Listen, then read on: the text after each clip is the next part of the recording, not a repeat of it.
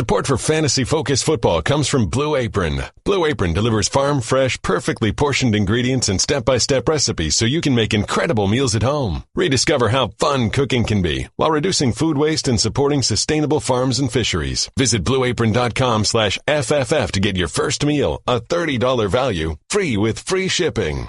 You can always count on Bud Light, just like you can always count on Tailgate Terry. Without Tailgate Terry, you wouldn't have cold Bud Lights and 7-layer dip at every pregame. That's 56 layers per season. Just the right amount if you ask Terry. Tailgate Terry is famous among friends. He deserves a Bud Light. Enjoy responsibly. Bud Light Beer, AB St. Louis, Missouri.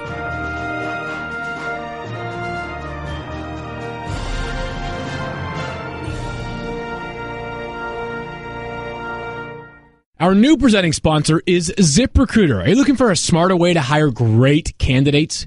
With ZipRecruiter, 80% of employers who post a job get a quality candidate to the site in just one day.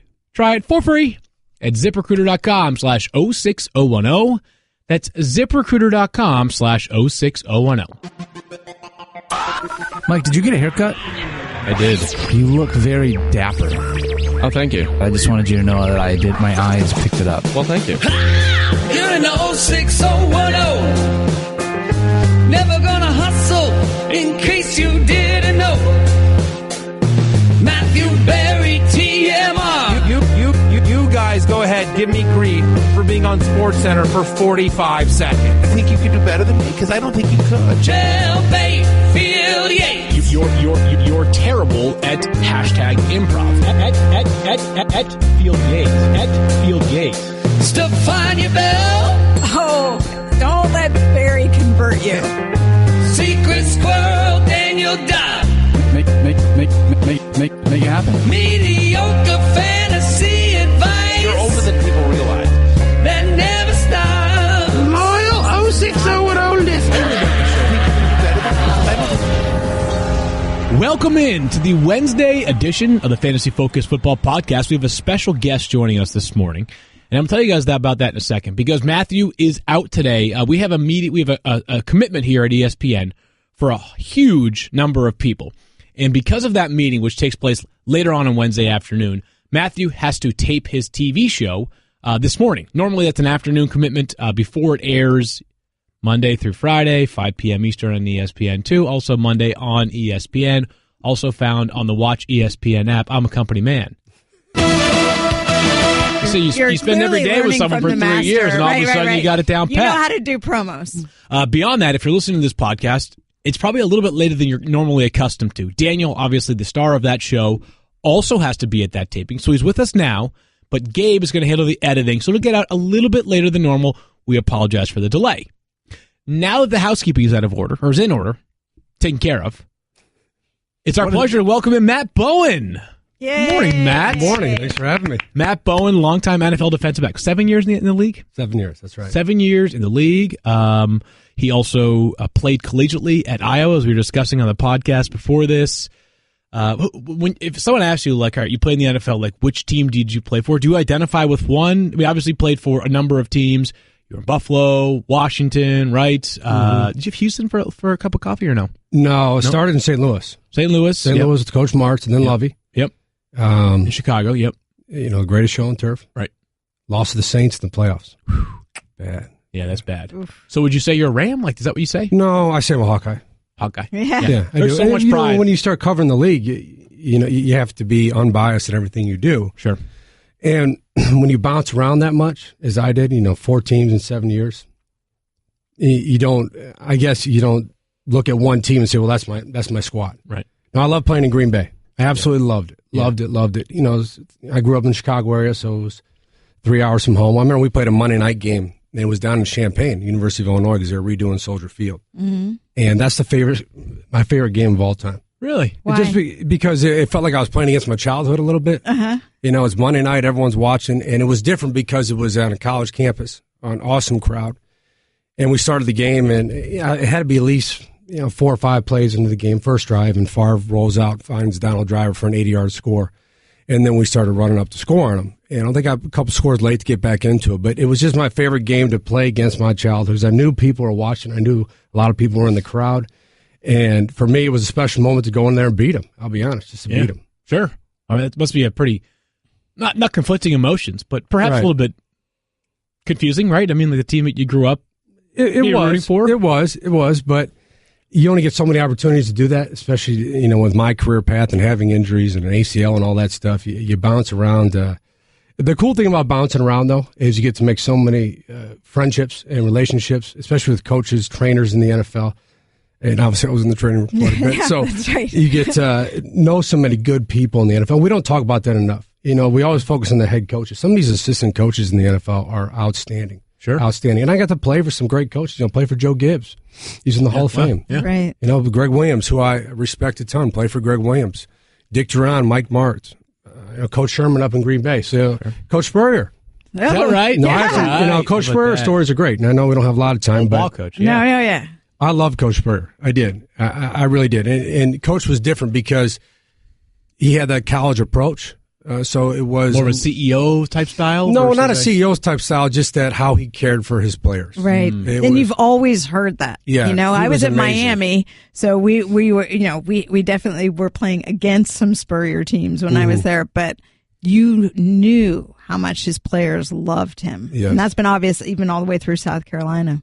Yeah, he was great. It didn't work out for us. You know, I've always said, you know, everyone looks at Coach Spurrier and said, oh, we didn't get the job done. Well, you know, what about us? We didn't get the job done either as players. You know, players got to take some responsibility. We're going to get into that in less than a month with some teams making changes at the top. No doubt. Hey, some of these players, you got to take responsibility for that too. I think about this a lot. I think about it during the summer when we had Dave Gettleman and John Dorsey fired. I thought to myself, what has the standard gotten to where a GM or a head coach is not satisfactory when John Dorsey helps the Chiefs to yet another division title last year? Dave Gettleman built a roster that goes to the Super Bowl in 15-1 2 years ago. So to hear a former player say, hey, like, some of this has to fall on their shoulders too, is probably something that not a lot of people are willing to say, but has a ton of truth to it. It does, and especially in pro coaching. And I've had some experience now coaching at the high school level for 3 years. Yeah, state champs again, right? Yeah, 2 years in a row. We won the state championship this year with our third string quarterback. Is that right? Look at that. CJ West. No excuses. Next man up. He was an offensive lineman his freshman year. Is that that's right? the cool thing Really? about high school. What, did he shrink? No, that's just the cool thing about how he was a big kid as a freshman. When you're a big kid as a freshman, you put offensive line. The offensive line. And the cool thing about high school football is kind of the daily narrative of it and how teams change, how they deal with adversity because they are just young men at the time. And to see him do that and to progress and suddenly make plays and win a state championship, just an awesome And story. great photos. And by the way, we'll promo your Instagram account. Later. Matt Bowen 41, Matt right? Bowen, is it Matt Bowen 41? On Instagram it is, yes. Yeah. See, so Matt Bowen, you can also find him on Twitter at Matt Bowen, right? Just Matt Bowen 41. Matt Bowen 41. And we'll plug it again, but honestly, I love your Instagram account because you get the great pictures of Wisconsin, which, you know, I won't visit for other than like 3 months of the year when it's warm, but it's always beautiful shots. 3 weeks of the year when it's warm. Great high school football pics all the time. And then all your awesome, you know, X's and O's and like your family thing that you did on Thanksgiving about like how to beat your the turkey bowl brother-in-law, place. the turkey bowl or whatever. That was so fantastic. Great stuff. One of my favorite follows. Yeah, agreed on that. It's great to have Matt here this morning. He's going to help us out to get to a bunch of news. Rewind. Fantasy news from the National Football League. This is the instant replay. We needed some good news this week. We did in the NFL. We needed it because it's been a rough couple of weeks. Let's just be frank. Injuries have been a bummer in a major way. We've had some incredibly serious ones. We continue to monitor Ryan Shazier's progress. And we certainly wish him the best in his recovery. Carson Wentz tears his ACL on Sunday.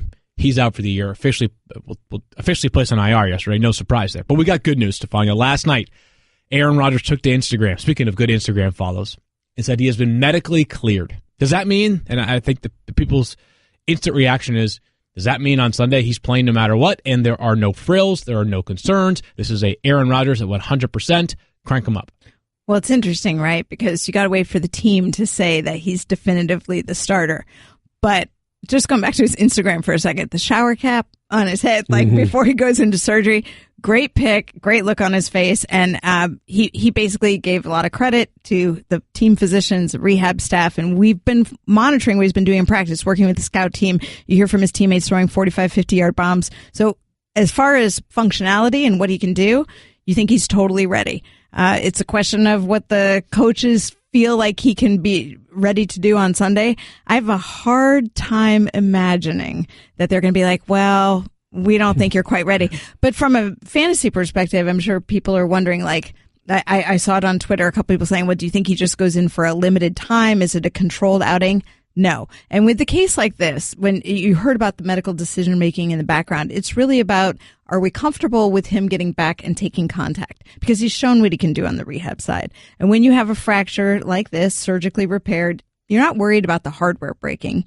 Occasionally there's a little more stress at the bone, right where the hardware and the bone interface. So if he got hit just the right way, could he be at risk of refracturing? Sure. But if he got hit just the right way, that's how the injury happens in the first place. So I think what you got by him being medically cleared is they're satisfied with the healing to this point, and they believe the reward outweighs the risk, and that decision is made in conjunction with the player. Earlier this year, Sam Bradford had an injury going into a game, and we were all kind of weary of him playing. I mean, it seemed like it was a surprise. I believe it was a Monday night game that he went in there, and you were like, from the very first snap, he looked uncomfortable. Right. And that was a knee and a little bit a question of instability. I mean, You'd be far more worried if it was a soft tissue injury coming back. Right. So what I was going to say is, like, it does not, that the tenor of your comments feels a lot different than when Sam Bradford returned. Not to make an apples to apples comparison, but Matt, there are a couple of questions people are wondering. I think if you rostered Aaron Rodgers, or if you grabbed him this week, absent having Tom Brady or Russell Wilson, maybe Ben Roethlisberger in your roster, like, come on, especially with the Carson Wentz injury, like, you're probably starting Aaron Rodgers. But Jordy Nelson is a player that might be the most discussed Packer this week. Devontae Adams has proved he's a stud. I mean, that dude's about to get paid this offseason. But Jordy Nelson, I think people are wondering, and Matt, amongst your many strengths here at ESPN is your film work. Jordy Nelson has evaporated over the past however many games Aaron Rodgers has missed. Is this some sort of regression of skill? Is it as simple as the quarterback that he has a rapport that's perhaps unmatched in the NFL between any other wide receiver and quarterback has been gone, and we expect to, immediately when Aaron Rodgers returns, Jordy Nelson's fantasy relevance returns as well? Well, I think you bring up a good point, and chemistry with players in the field. I mean, you see it in the secondary. Safeties and corners that are accustomed to working together, communication skills, they know each other's talents or weaknesses. I think you saw that with Brett Hundley at quarterback, and not that he didn't trust Jordy Nelson, he had better chemistry with Adams. Mm-hmm. And also, you're going to have tighter window throws to Jordy Nelson. And we were talking about this before we got in the air. The back shoulder throws. Throwing a guy open. What does it mean to throw a guy open? It means if I'm next to field and I'm hip to hip down the sideline, the ball's still coming. Right. It doesn't matter if the defensive back has position. It does not matter, because Aaron Rodgers can put the ball wherever he wants. He wants to put it off-field shoulder, it's there. Back shoulder, it's there. Back hip, it's there. He wants to throw it down the field. Or he knows, hey, look, when you get to 15, 17 yards down the field, if you don't have leverage on him, run the comeback. Right. Okay, these are little things we don't talk about. You don't really see even when you're watching film. It's just that you know these guys, in terms of their chemistry on the field, is unmatched. It's unmatched. And Jordy Nelson is an interesting story, because I never thought I would rank Jordy Nelson in the late 40s, and we were doing that some of our weeks. Yeah, because the production wasn't there. And now where do we have him? And this is the question for me. You don't really know where to put him. I think right now I have him around 15, 16, 17. Same with you, Field. Yep. I have Adams higher. Just because of Adams' recent production. If you watch Adams on film right now, his releases at the line of scrimmage, that's what the game is won. Wide receiver and defensive back at the line of scrimmage are unmatched. Yep. Him getting off the ball right now is amazing. Right. And his body control down the field, catching the fade routes, catching the back shoulder throws as well. But his release off the line of scrimmage, his separation speed. With Jordy Nelson, a different player, but Jordy Nelson's body control and ability to adjust to the football is special. It's a special talent. And Aaron Rodgers, with that chemistry on the field, knows where to put the football every time. It's the most frustrating thing is the defensive back. Right, because you have great coverage, you have perfect leverage, yeah, everything right. You go to coach, hey, coach, what do I do? hey, good throw, good catch. What are you going to say? You don't do anything. You go back and try to get the next one. Right. So that's good news on Aaron Rodgers, and obviously a very favorable outlook that I think Matt and I share on Nelson. He's back inside each of our top 20s. A season loss for Jordan Reed-Stefan, there's no other way to put it, as he officially was put on injured reserve yesterday. This is a guy who has yet to complete a season. And, I feel for him to a degree, but we were talking about player responsibility. I mean, this is a guy who came to camp and announced that he had an injury instead of presenting himself sooner and getting that taken care of. So consider this. His last game that he played in was week 8, but he also was out week 3 because of an injury, and there was a bye in week 5. So he played 5 games plus 1 catch in a 6th. Then that was when he hurt the hamstring, and he hasn't been back since. He has a career low in receptions with 27, targets with 35, receiving yards with 211, and only 2 touchdowns. So I ask you, after I made my case, we know we talk about him at our summit that we do every year. You guys are familiar with where I stood on this because I think there's been a pattern. This is another year to that pattern. How are you going to evaluate him next year? I don't know if you... Go ahead. Well, you look at guys that are similar, like Ingram in New York. Okay, you'd much rather have him younger, healthier, has a similar type of game. And obviously New York's going to be different next year. It's going to be a unique situation. We don't know even what the offense is going to be like or who's going to be throwing the football. But that type of player, because I think there's a place for that right now in the NFL. If you look at college football, especially at the high school level where everything starts gravitating towards the pros, tight ends are really oversized slot receivers. Right. That's what they are. They're They create bigger matchups. and faster now. Right. And they're route running. And that was always a thing about Jordan Reed. It's his route running. It's his route running. His footwork. That's what you see out of, I'm not going to say a slot receiver, but a bigger wide receiver. Someone who could sink the hips, get out of the break, and separate to the football. Now, what he can do in the open field after that. But we've always said availability. Yep. Availability is much more important than talent in this league. I'm going to say cliches like you can't make the club from the tub. But they're true. But They're true. They're true because of players like Jordan Reed, who going into next year might not make my top 5 tight ends. An unfathomable thought 2 years ago. Tevin Coleman, Stephania, I was surprised to learn he's in the concussion protocol. Yeah, I was aware of it. Just sort of, Fine.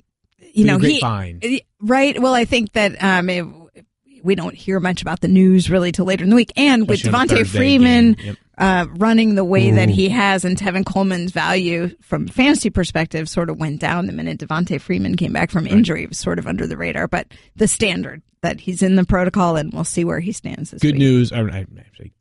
Good news for them, I suppose. He has an extra day to get healthy. They play on Monday night against Tampa Bay Buccaneers. Frank Gore, Stephania, this is a Thursday night game. So obviously practice is pretty limited for the entire roster, but he did not practice on Tuesday. You concerned at all about this? Yeah, when they labeled it every week, Frank Gore is out of practice and always says not injury related or rest, because Frank Gore is amazing. It's never injury related. This week it says rest/hand. But the rest is first. Right. So I think when a guy carries 140 yards from scrimmage and he's like one of the oldest backs in the NFL, and it's rest. He's going to play on Thursday. Yeah, I feel like tomorrow, I actually have a hard time. I should say hard time, but I would prefer not to start Frank Gore tomorrow because I think that Denver defense could swallow him up. And let's but nothing face to do it, with the hand. He's probably also, we talked about this yesterday, what he looked like at the end of that game last week, beat up, blood on his uniform, real, like an all Madden squad player. And it's going to be tough to put together a similar outing on a Thursday night. He's an all-time teammate, is Frank Gore. Hunter Henry, Stephania, another Saturday game. Remember, there are 2 Saturday games this week, the Lions and Bears, and then also the Chargers and the Chiefs.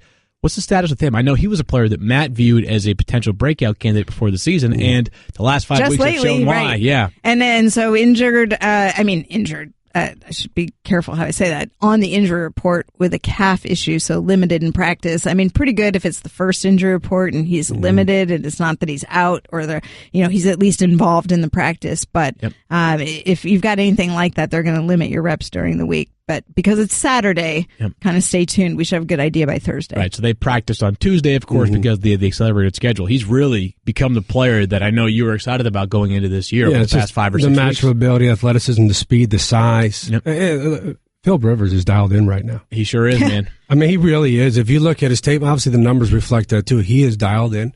I think he's jumped into the MVP talk. In the back end of the How happy is he, though, that he's got a healthy Keenan Allen this year?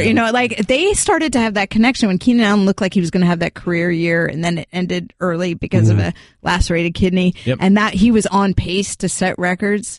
Well, now I think you're seeing that again with those two. You are, and Keenan Allen is, I'd put him up there. Antonio Brown's the best route runner in the NFL, but Keenan Allen's not far behind when he's healthy. Yep. And really going into the Buffalo game when they played Buffalo. And you saw that going back a couple weeks, how Buffalo was playing off-man coverage, kind of a quarter zone look at times too.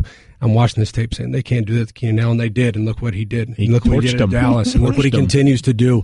And it's really not a ton of deep balls. He can catch a deep ball, run the fade from the slot. It's those deep intermediate cuts. where he separates immediately. And Phillip Rivers is so dialed in. The ball comes out while he's breaking. He finds the open window, and now you got to catch and run opportunity. He is so talented, so smooth. It's more of that deep the intermediate to deep stuff than the at or near the line of scrimmage. His yards per catch is up nearly 3 yards, or more than 3 yards from last year. So that certainly has helped his fantasy value. Already has a career high in catches and yards, also, and getting there on touchdowns. Yeah, all in a year coming off of an ACL reconstruction. Just a little footnote on Hunter Henry is he has a younger brother who I saw Mort tweet about this yesterday, who is regarded, he's like a high school prospect. And Mort's like, you guys are someone, either Mort retweeted somebody or Mort added the commentary that like, you think Hunter's a good prospect? Wait till you see his kid brother. That kid can really play.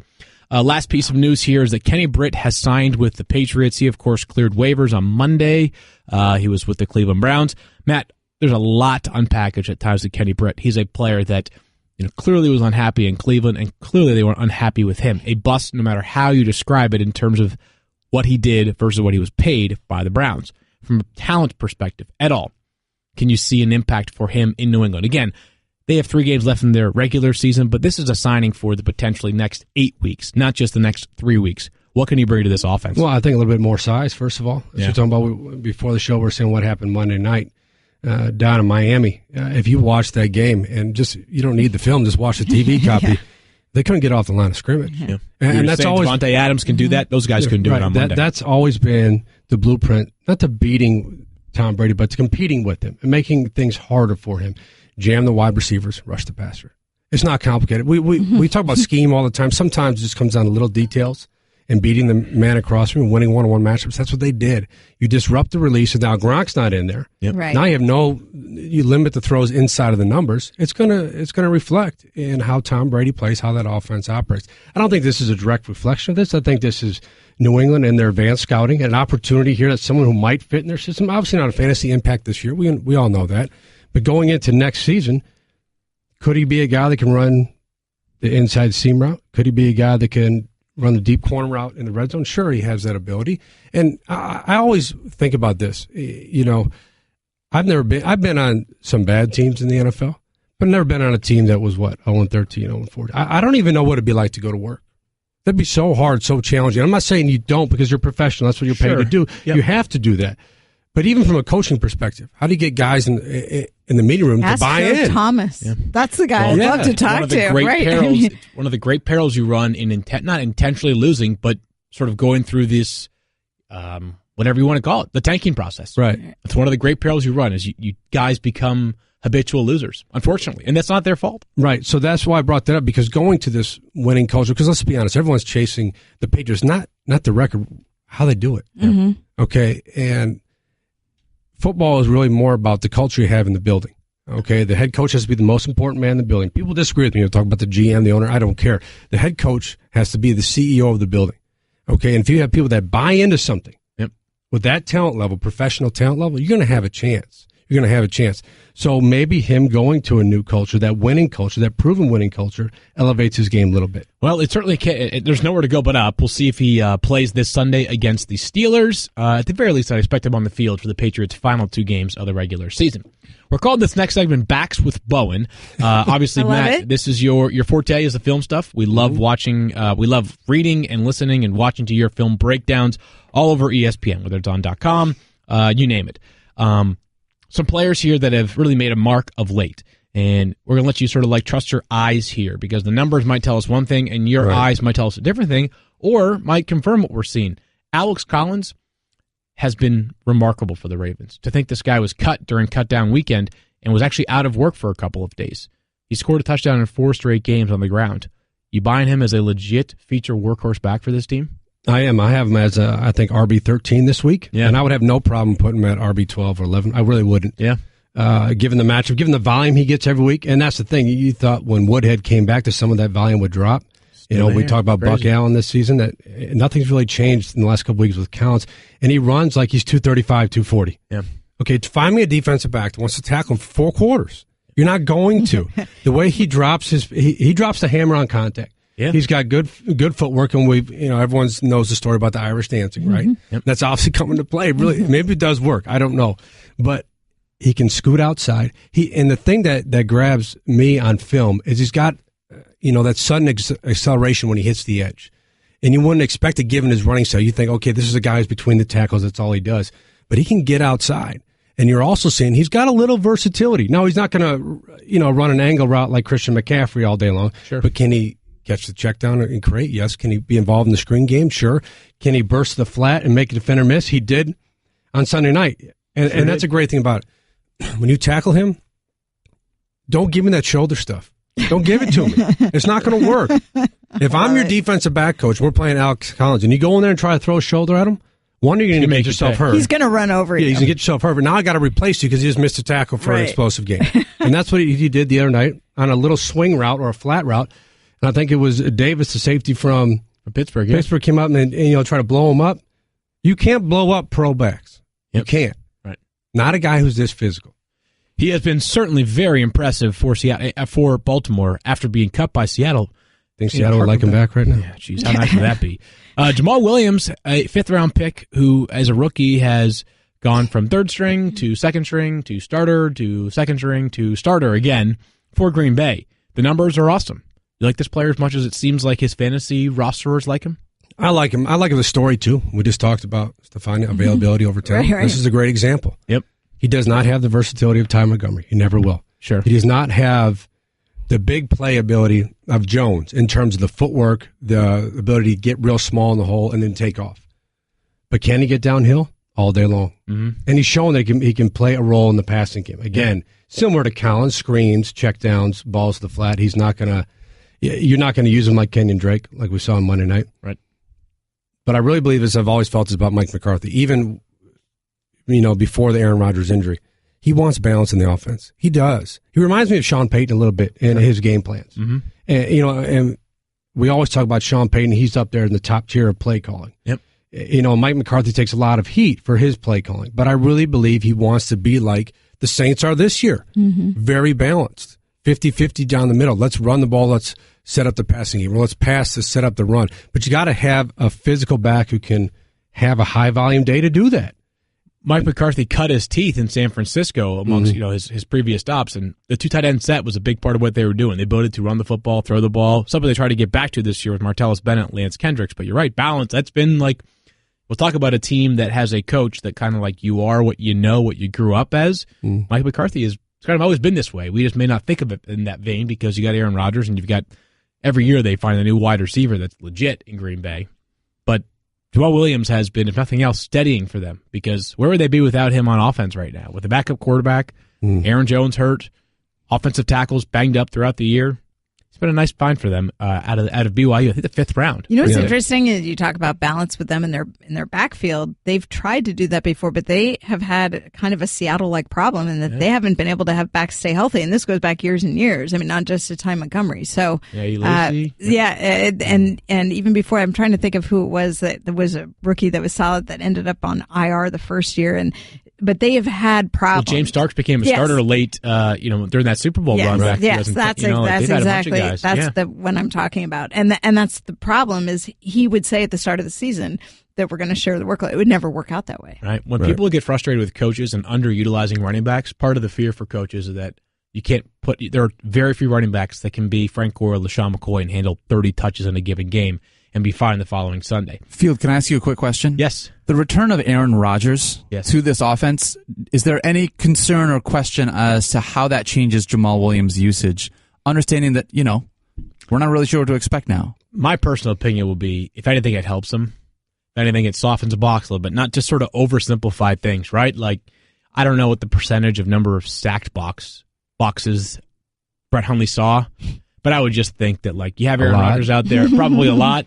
I'd imagine with Aaron Rodgers, like, if you're going to tempt fate, I'm not tempting fate by putting the football in Aaron Rodgers' hands. I'm putting the football in somebody else's hands. So I would think, if anything, it helps him. In the past, what teams have done against Aaron Rodgers, and even going back to the Chicago Bears defenses that used to be very talented, is they play 7-man front. That means you have 7 people in the run box. Sometimes it goes down to 6, because you have 2 deep safeties over the top because you have to.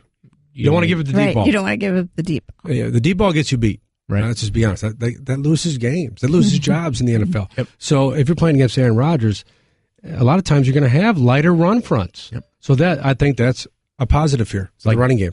They'd rather a defensive coordinator rather death by 1,000 paper cuts against the Packers they would. than the alternative.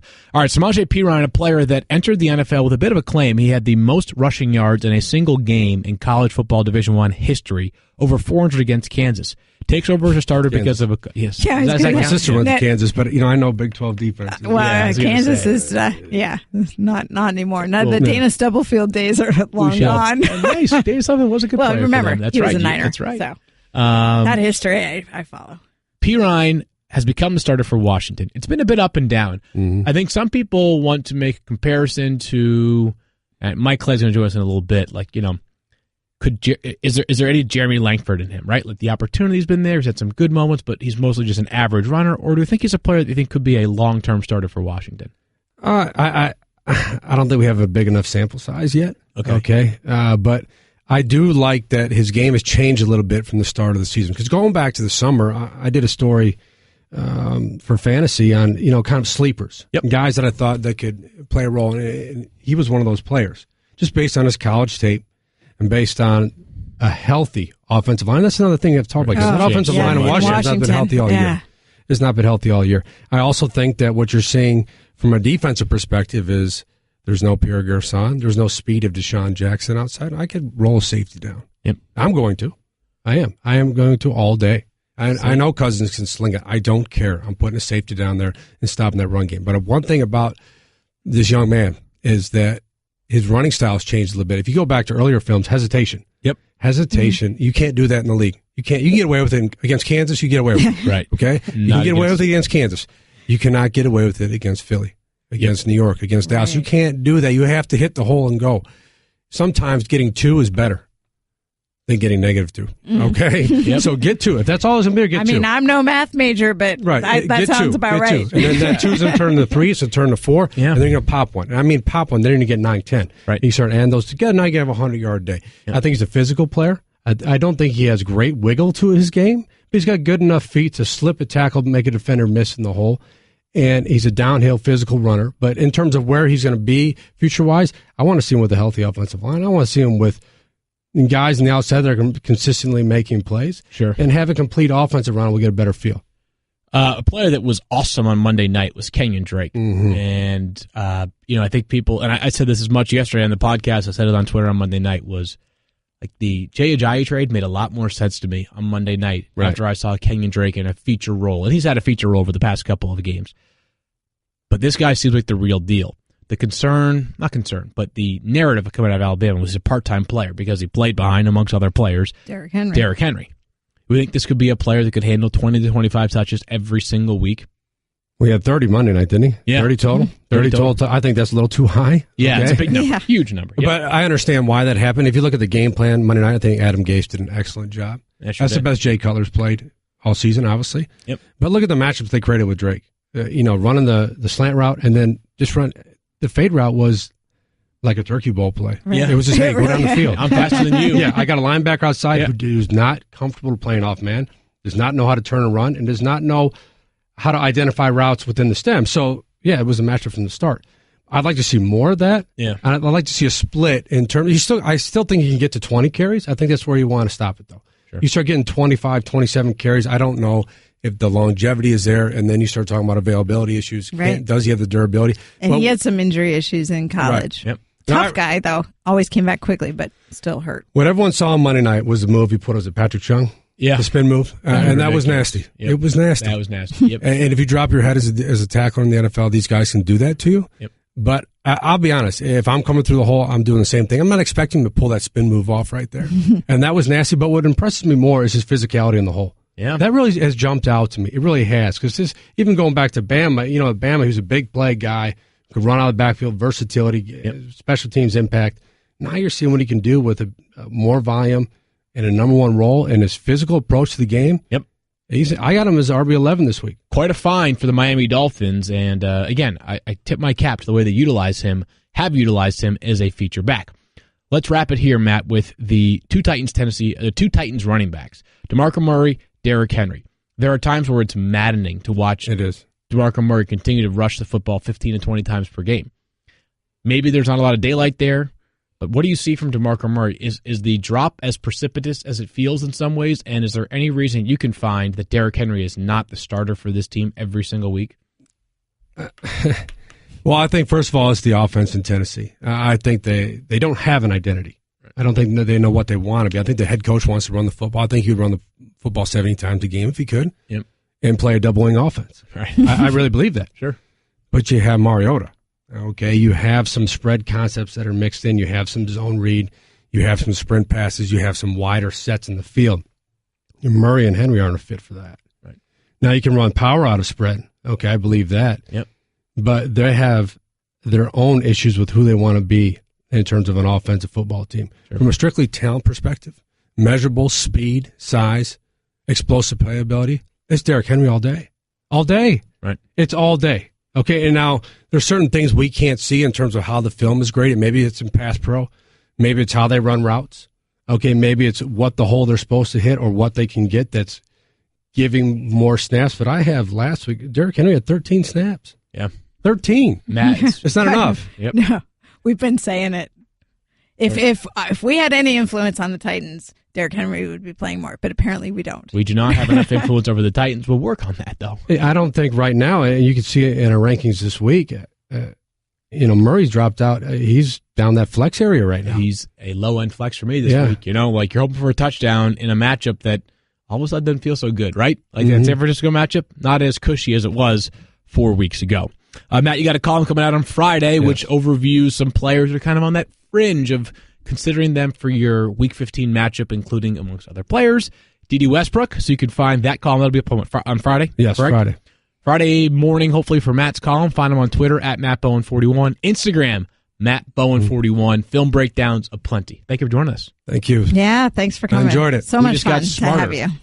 People usually put a lot of thought in the gifts they give during the holidays. Like, I've been scouring ideas all across the internet. Been thinking about what you get me? You know something, Stephania? I actually got a good recommendation for you from Daniel, so hats off to Daniel. Oh. But sometimes the best gift ideas are the ones right in front of you. And I'm not talking about this computer screen, because there are things you use every day, like Bombas socks. Bombas are the most comfortable socks in the history of feet. Like, literally, like the entire history of feet. Back when people had webbed feet. Was that the case back in the day? I don't know. They're made from premium cotton, and Bombas stay warm in the winter, and it's freezing in I could use some right about now in the Bristol. 20-degree weather. Freezing here right now, and they stay cool in the summer, too. And every pair comes with a built-in blister tab, innovative arch support, stay-up technology. Very important. And a seamless toe. All this stuff is critical. They're the gift that keeps on giving. Seriously, because for every pair of Bombas you buy, they donate a pair to somebody in need, which is awesome and a really cool initiative they endeavor into. So spread some holiday cheer with Bombas. They have great discounts when you buy in bulk, awesome gift boxes, holiday-themed socks, even ski socks. Bombas has everything for every occasion. Quality and comfort are completely guaranteed. Buy the perfect gift for everyone on your list at bombas.com/focus today and get 20% off your very first purchase. That's BOMBAS.com/focus for 20% off. Bombas.com/focus. You can always count on Bud Light, just like you can always count on Always Game Gary. No bar is too far. No wing sauce is too hot. Not for Gary. Always Game Gary is famous among friends. He deserves a Bud Light. Enjoy responsibly. Bud Light Beer, AB St. Louis, Missouri.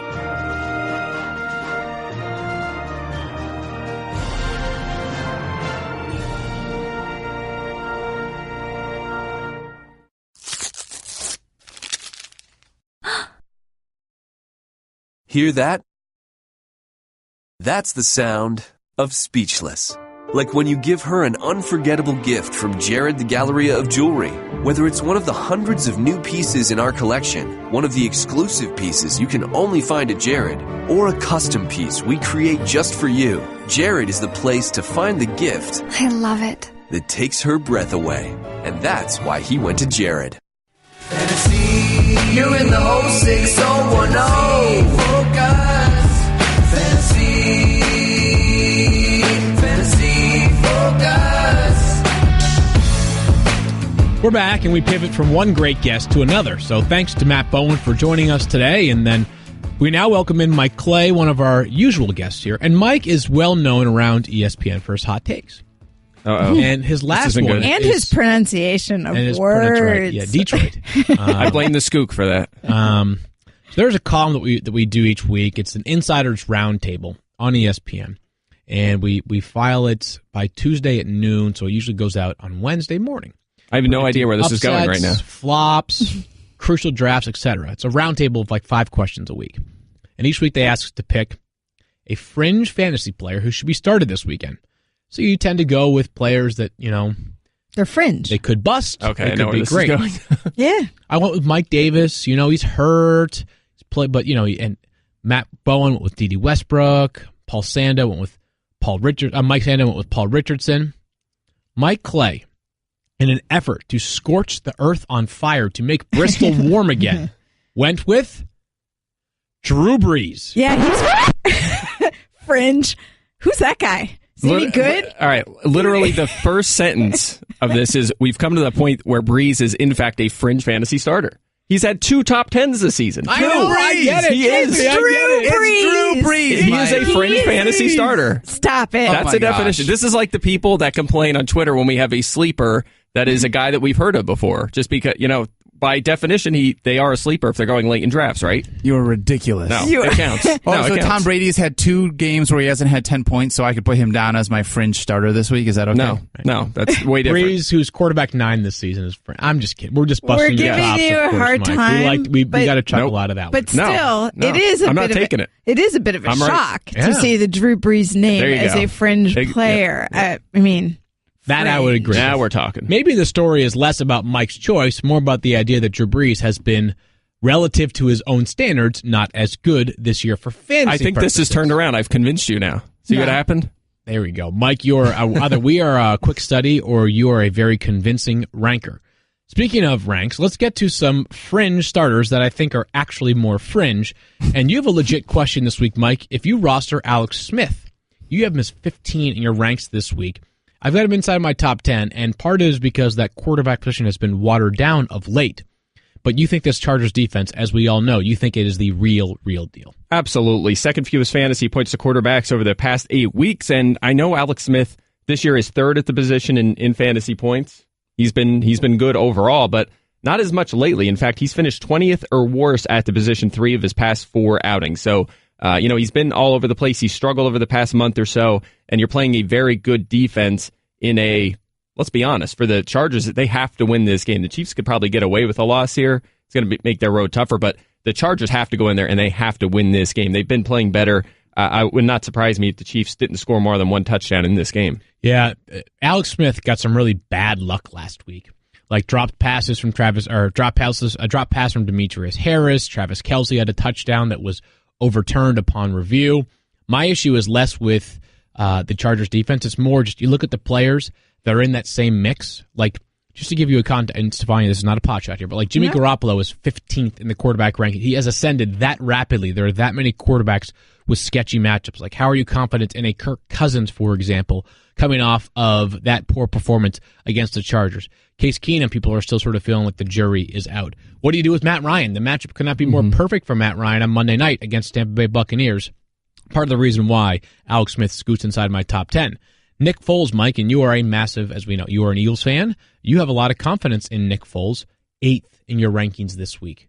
8th inside the top 10. Yeah, I like him. Giants have allowed the most fantasy points to quarterbacks this season. They have problems there. That was with a lot of guys that are out now who were there earlier in the season, including Janoris Jenkins. They have big problems at the cornerback spot. So I do like, you look back at Foles' career, and this includes when he was with the Rams and he had problems there. And just look at his rate stats. Look at completion percentage. Look at off-target percentage, yards per attempt, interception rate. They're almost identical to Carson Wentz's numbers just this season, not even including last year. So, he's not going to make as many big plays. He's not going to make as many plays with his legs either. But at the same time, his throwing efficiency has been similar. So, I think he can at least, with a good supporting cast around him, a supporting cast that has actually raised Carson Wentz from good to great numbers this season, I think they can do the same for Foles and make him a viable or fringe fantasy starter. I think you just told me that he's basically Carson Wentz. Yeah. Basically. Exactly. Yeah. Without the legs, right? Yeah. Maybe better.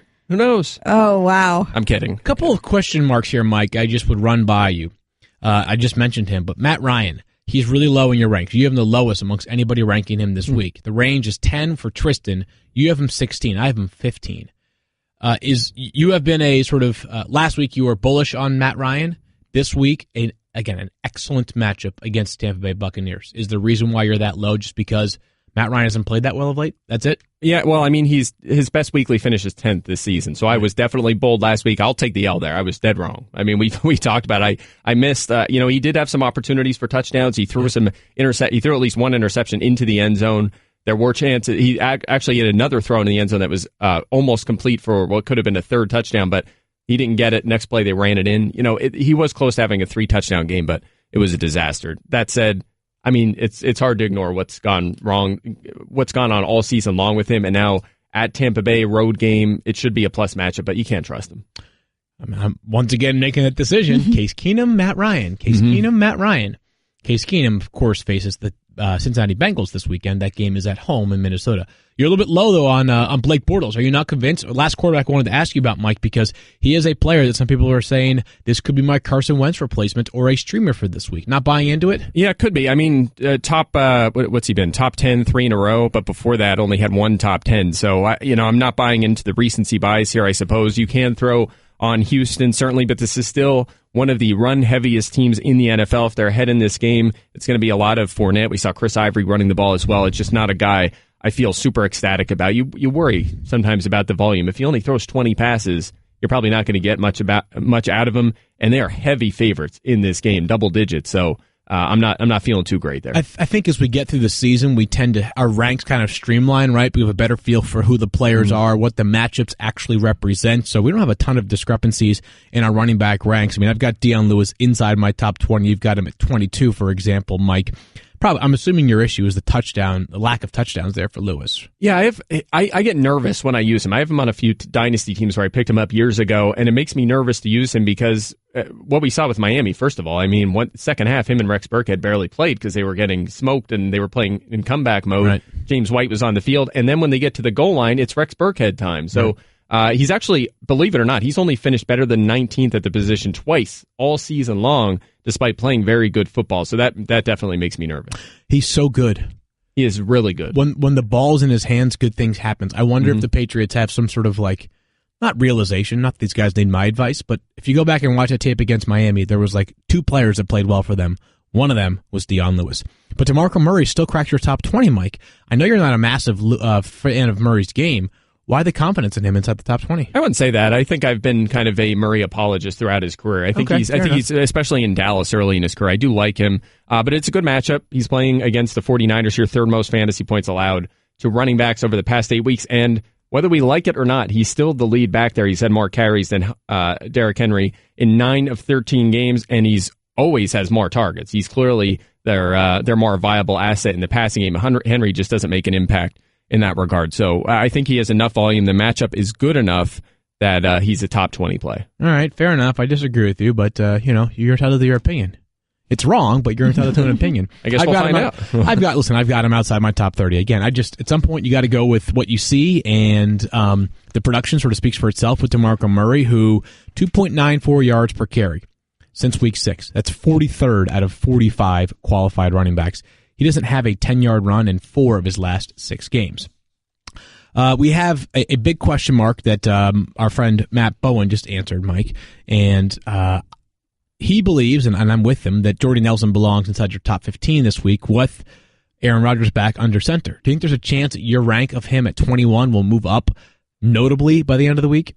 I don't think so. I think even before, and listen, Jordy Nelson was a terrific fantasy asset in the first month and a half while Rodgers played, but there was also that transition starting where Devontae Adams was becoming the number 1, and you were seeing that treatment from other teams, most notably Xavier Rhodes shadowing him. So, maybe that benefits Nelson, frankly, if they put the top corner on Adams. It's very possible, but I'm not willing to go all in just yet. Do we think that he disappeared just because Rodgers was out? Yes. I mean, I'm sure that was a big part of it, but he hasn't finished better than 43rd in a week since week 6. I'm not sure if he just instantly becomes a superstar again with Rodgers back under center. And I will say this, though, Carolina's secondary corner play has been pretty bad, so maybe that helps him as well. But I think ranking him as a borderline top 20 play is fair in this first week with Rodgers back. Well, in that same game, conversely, you have immense confidence in Devin Funchess, who has certainly emerged into a top wide receiver role for Carolina, but you happen to particularly love this matchup, which will be highlighted in your wide receiver cornerback piece at some point later on this week on ESPN.com. Devin Funchess draws which Packers cornerback, in your opinion? Yeah, we'll see which one. I don't know if they'll shadow him. They used Devon House 2 weeks ago to shadow. Last week they used Demarius Randall against Josh Gordon, but House was doubtful in that game, surprisingly played, so maybe they go back to House this week. I don't think it matters. Both guys have struggled badly. They're the two perimeter corners for this team. Packers getting destroyed by wide receivers all season long. So I think Funchess, he's been he's fifth in fantasy points since they traded Kelvin Benjamin, seeing 8 targets a game. I think he's a top 10 play. Interesting. We'll see. I've got him. I still have him as a starter. I guess I have a wide receiver 22 this week, but that could change. My big concern with him is he's failed to catch more than 5 passes in 7 of 8 games. So the good target volume, but the catch rate's low, in part because Cam Newton has struggled as a thrower this year. He just has. He's been great with his legs, obviously, but as a thrower, Cam Newton has struggled once again. Couple of wide receivers here, Mike, and perhaps it's a matchup thing. You are afraid of Mike Wallace this week, who has been pretty good for the Baltimore Ravens. They now play the Cleveland Browns. Is that why he's unranked for you? Yeah, Cleveland has they're pretty decent at corner. Jason McCourty's taken a little bit of a step back the past few weeks, but he is a shadow corner. He's played well overall this season, so I think it is a tough matchup, assuming McCourty shadows him on the outside. So, yeah, I'm worried about that one. And I'm worried about the Baltimore passing game altogether because you also have Jeremy Maclin primarily lining up in the slot, and he'll be on Buddy Calhoun, who's been pretty good this season as well. One of the best corners in terms of allowing wide receiver efficiency all season long. So, would not surprise me if that offense certainly the passing game came back to earth a bit. I'm riding the proverbial hot hand here, which is why I have him inside my top 40. Again, I'm not advocating for him to start in your lineup, but 5 straight games with at least 9.8 points for Mike Wallace, who we know needs just one big one to make your decision worth it. It would have been probably more fitting to go with Paul Richardson as your pick for a fringe fantasy starter this week. Mike, you've got him at 35 at wide receiver. Perhaps you just didn't want to double dip with Mike Sando, but you also like this matchup very much. No, I'll stick with Drew Brees on the fringe fantasy starter. But right. Richardson, a bunch of touchdowns this season. I love the target, 7+3 of his past 4 games. The explosive nature of his game, if he gets 7 or so targets a game, that's outstanding. So he's going to see Troy Hill, Kayvon Webster's out with that injury. Yep. Brutal torn Achilles. You could see it right away. It's unfortunate. But Troy Hill filling in, that's a big problem area. He's going to see a lot of him in this game. All right, there you have it. I have him at 50 in my ranks, so not as confident. But Mike makes a compelling case for me to potentially move Paul Richardson higher up in my ranks. Mike, thank you for joining us today.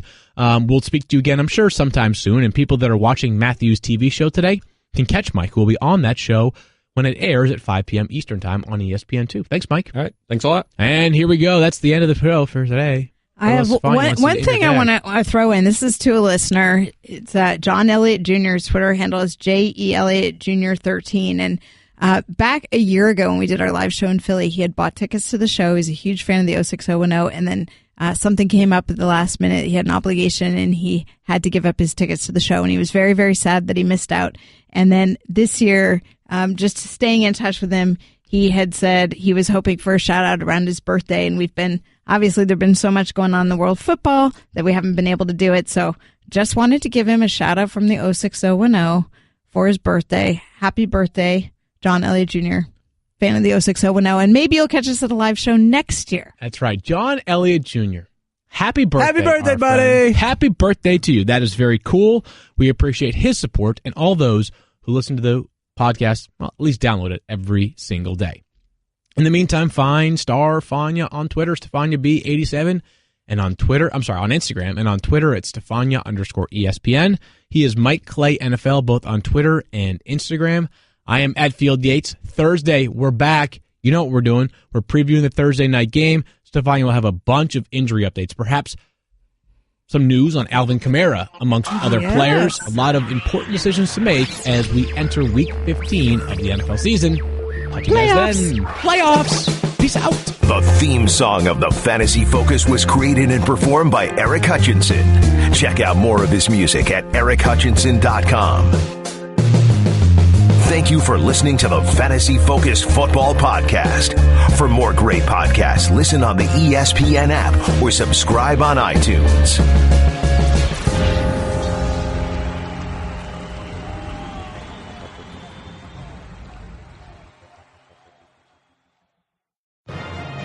You can always count on Bud Light, just like you can always count on Always Game Gary. No bar is too far. No wing sauce is too hot. Not for Gary. Always Game Gary is famous among friends. He deserves a Bud Light. Enjoy responsibly. Bud Light Beer, AB, St. Louis, Missouri.